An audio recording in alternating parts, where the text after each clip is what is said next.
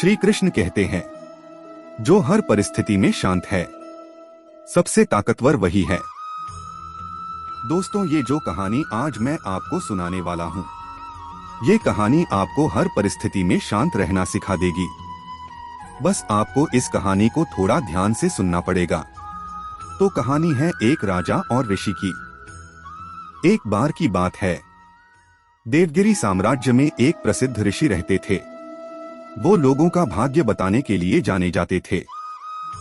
देवगिरी साम्राज्य में हर कोई उनके भाग्य बताने के कौशल के बारे में जानता था। एक दिन राजा ने उस ऋषि के बारे में सुना।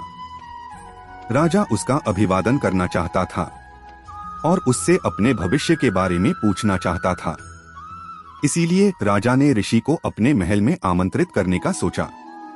राजा ने अपने सैनिकों को ऋषि के वहां भेजा उसे आमंत्रित करने के लिए। सिपाही ऋषि के पास गए और ऋषि को अपने महल में राजा के निमंत्रण के बारे में बताया। ऋषि उनके साथ महल में जाने के लिए तैयार हो गया। जब ऋषि आए तो राजा ने उसका अभिवादन किया और राजा ने उन्हें अपने दरबार में बैठने और आराम करने के लिए कहा। ऋषि थोड़ा आराम करने के बाद राजा ने ऋषि से अपने भविष्य के बारे में कुछ बताने के लिए कहा।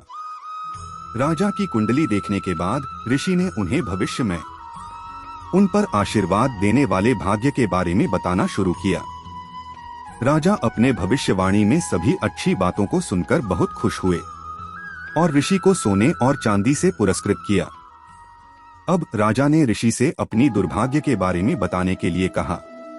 ऋषि उनके दुर्भाग्य के बारे में बताना शुरू किया। राजा दुर्भाग्य की बात सुनकर बहुत क्रोधित हो गया था। एक समय तो उन्हें इतना गुस्सा आया कि उन्होंने ऋषि पर चिल्लाते हुए कहा, रुको, इतनी बेहुदा बात करने की तुम्हारी हिम्मत कैसे हुई?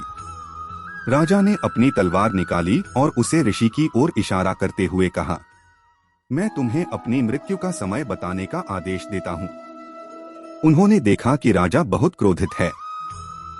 फिर ऋषि और कुछ गणना करने के बाद शांति से उत्तर दिया, मेरी गणना के अनुसार आपकी मृत्यु हमारी मृत्यु से ठीक 1 घंटा बाद होगी। राजा यह सुनकर दंग रह गया और उसे अपनी गलती का एहसास हुआ। उसने अपने दुर्व्यवहार पर शर्मिंदा महसूस किया और ऋषि को अधिक से अधिक धन देकर घर भेज दिया। दोस्तों, कई बार व्यक्ति मुश्किल में घिर जाता है, इससे वह निराश हो जाता है। लेकिन निराशा किसी समस्या का समाधान नहीं है। हिम्मत और होशियारी से कोशिश करने पर स्थिति बदलने देर नहीं लगती।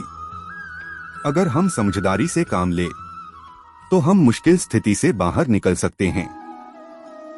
आशा करता हूं आपको ये कहानी पसंद आई होगी। धन्यवाद।